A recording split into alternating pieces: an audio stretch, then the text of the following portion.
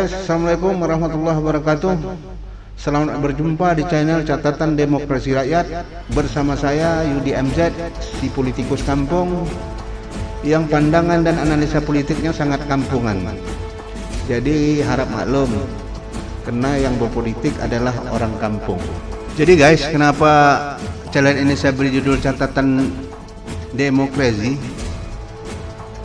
bukan Catatan Demokrasi? Jadi menurut saya demokrasi sendiri saya artikan demo adalah demokrasi, crazy adalah gila. Jadi demokrasi kita saat ini boleh dibilang demokrasi yang sudah gila atau gila-gilaan. Dimana kalau kita lihat saat ini terjadi politik saling caci, saling maki, saling hujat, saling cekal, saling begal. Memang kalau kita lihat demokrasi saat ini memang sudah melenceng dari demokrasi yang dicita-citakan sesuai Undang-Undang Dasar 1945 maupun demokrasi yang diinginkan oleh cita-cita reformasi. Jadi memang demokrasi saat ini memang sudah banyak mengarah kepada kepentingan oligarki.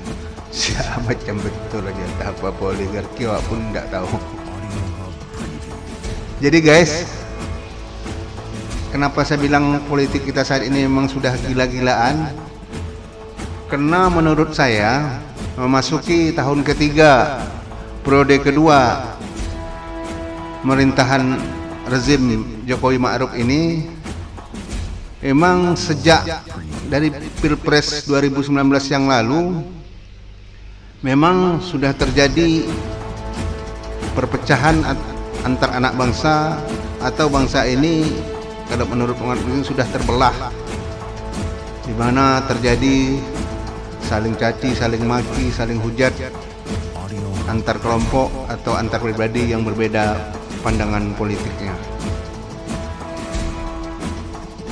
Hal ini terjadi memang kalau kita lihat waktu Pilpres 2019 yang lalu di media sosial ada istilah dua kelompok, yaitu cebong dan kampret. Cebong dan kampret inilah yang saling caci maki, saling hujat, saling membuat ujaran kebencian di media sosial dengan bahasa-bahasa yang kurang pantas dan tidak bermartabat.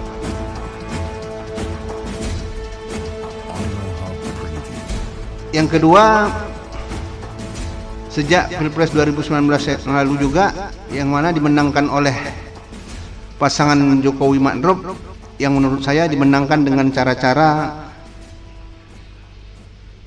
yang tidak benar juga. Jadi sejak di Pilpres yang lalu itu dimenangkan oleh pasangan Jokowi Ma'ruf, emang sejak mulai itu bermunculan juga buzzer-buzzer politik, dan buzzer-buzzer politik ini menurut saya ada juga di istilah pengamat politik disebut dengan sampah politik. Nah, buzzer-buzzer politik ini banyak bermuncul dari pihak rezim Jokowi Ma'ruf.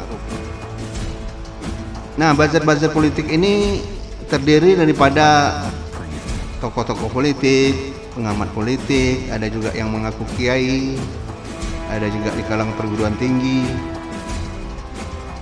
yang tugasnya atau kerjanya ya mengkonter apa istilahnya rezim dari pihak lawan yang mengkritik kebijakan rezim. Nah, mereka ini sendiri melawan atau mengkonter kritikan ini juga dengan cara-cara yang kurang bermartabat, kadang dengan saling caci, saling maki, saling hujat. Kemudian juga yang ketiga, memasuki periode kedua dari rezim Jokowi ini, kita lihat bermunculan juga tokoh-tokoh politik, ulama, cendekiawan yang menjadi penjilat dan memuja-muja rezim Jokowi Ma'ruf dengan tujuan untuk mendapatkan jabatan ataupun kedudukan di pemerintahan rezim Jokowi Ma'ruf. Kemudian juga yang keempat, kalau kita lihat memasuki periode kedua rezim Jokowi Ma'ruf ini banyak terjadi kriminalisasi terhadap umat Islam, kemudian marginalisasi terhadap umat Islam, tuduhan radikal terhadap umat Islam. Kemudian juga banyak terjadi penangkapan terhadap aktivis, terhadap tokoh-tokoh politik, pengamat juga yang mempunyai pandangan politik yang berbeda dengan rezim Jokowi Ma'ruf. Kemudian satu lagi, memasuki periode kedua rezim Jokowi Ma'ruf ini ditandai juga dengan munculnya begal-begal politik. Nah, begal-begal politik ini memang munculnya dari kalangan tokoh politik atau birokrasi yang ingin menguasai partai, suatu partai dengan cara-cara yang tidak benar atau cara-cara melawan hukum. Nah, mengenai begal politik ini sekarang sudah menjalar ke daerah. Contohnya di Kota Pekanbaru sudah terjadi begal politik di DPRD, di mana di DPRD Kota Pekanbaru ketua DPRD-nya adalah dari Partai PKS sebagai pemenang pemilu, dibegal oleh wakil ketua DPRD yang notabene dari partai penguasa, yaitu Partai Gerindra, juga dengan cara-cara yang melawan hukum. Jadi guys, sebagai contoh daripada buzzer-buzzer atau sampah-sampah politik ini, kalau menurut saya antara lain adalah seperti Abu Janda, ada Ali Muchtar Ngabalin, ada Denny Sregar, ada juga Ruhut Sitompul, dan banyak lagi yang lain-lainnya. Yuk kita saksikan beberapa cuplikan video berikut ini. Assalamualaikum, dengan saya Permadi. Saya seorang muslim dan saya sedih. Setiap tahun jelang perayaan Natal selalu ribut mengharam-haramkan mengucapkan selamat Natal. Malu-maluin aja. Padahal di kitab suci saya Al-Quran tidak ada satu ayat pun dalam Al-Quran yang berbunyi dilarang mengucapkan selamat Natal. Tidak ada pijakan dalilnya. Itu cuma karang-karangan cocok logi manusia-manusia intoleran saja. Sekarang gini aja, alhamdulillah saya ada uang 50 juta, ini uang saya. Saya akan berikan kepada siapapun yang bisa menunjukkan kepada saya satu ayat Al-Quran atau satu hadis yang berbunyi dilarang mengucapkan selamat Natal. Saya tunggu ya. Tapi masalahnya ada banyak juga ulama Islam yang kalau bicara ngasal, dan ketika sudah ketahuan ngasal juga tidak mau minta maaf atau berusaha meluruskan. Bahkan kemudian ulama-ulama semacam itu dibela. Dan seringkali Majelis Ulama Indonesia pun diam saja. Kasus Abdul Somad yang baru-baru ini adalah contoh yang baik menurut saya. Dia jelas ngasal ketika mengatakan bahwa dalam salib itu ada jin kafir. Gak ada ayat Al-Quran yang bilang begitu. Gak ada ucapan Nabi yang bilang begitu. Tapi ketika dikecam, dia cuma bilang, loh itu kan dia ucapkan 3 tahun yang lalu dalam lingkungan internal umat Islam. Abdul Somad ini gimana sih? Memang kalau dalam lingkungan terbatas, dia boleh menyebarkan ajaran bohong. Abdul Somad, mana ada ajaran Islam yang bilang bahwa dalam salib ada jin kafir? Itu kan karang-karangannya Abdul Somad saja. Dia tahu itu, tapi dia tidak mau minta maaf dan tidak mau meluruskan. Dan hebatnya terus ada gerakan bela Abdul Somad. Mereka bilang, ulama kami dizalimi. Loh kok dizalimi?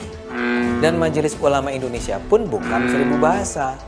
Dalam konferensi pers di mana ada MUI dan Abdul Somad, MUI malah terkesan memberi pembenaran. MUI itu harus sadar bahwa orang semacam Abdul Somad inilah yang merusak reputasi umat Islam. Islam akan jadi bahan tertawaan kalau kualitas ulamanya semacam ini. MUI seharusnya berani menunjukkan pada umat yang mana ulama yang benar dan mana ulama yang salah. Pak Jatuh bahasa gelombang. Ngabalin yang bilang Republik ini terlalu luas, harus dipimpin oleh orang-orang yang kuat, orang-orang yang sehat.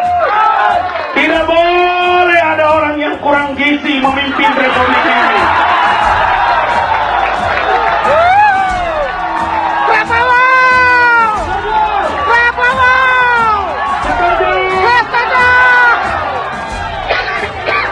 Kalau Bang Ali bilang Prabowo, karena memilih itu adalah persoalan rasa.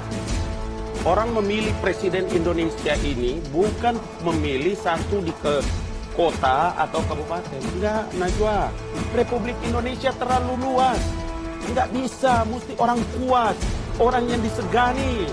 Baru benar. Dan itu Anda lihat tidak ada di Jokowi? Ada di Prabowo Subianto.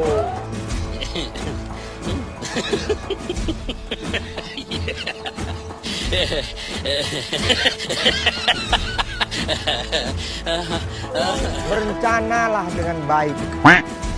Nesteganya kau waktu kampanye mempermainkan kata-kata kepada rakyat kecil. Kau mengkritisi Ahok, kau mengatakan menata kota. Faktanya menggusur juga. Kenapa? Rakyat di Sunter itu merasa mereka tergusur. Itu fakta nih. Udah itu kan kita tahu Anies selalu waktu kampanye tidak mengenal penggusuran. Tapi apa yang terjadi sekarang peristiwa di Sunter? Kasihan rakyatnya. Oh, dia bilang penataan kota. Tapi rakyat nggak tahu. Yang lebih lucu permainan kata-katanya, penggusuran menjadi apa? Penggeseran.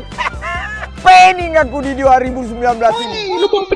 Saya kan ikut dari dulu ngomongnya itu. Ini orang-orang ini tidak punya rasa malu. Rai gede. Nah, orang-orang ini yang tadi ngomong tuh mulutnya bau.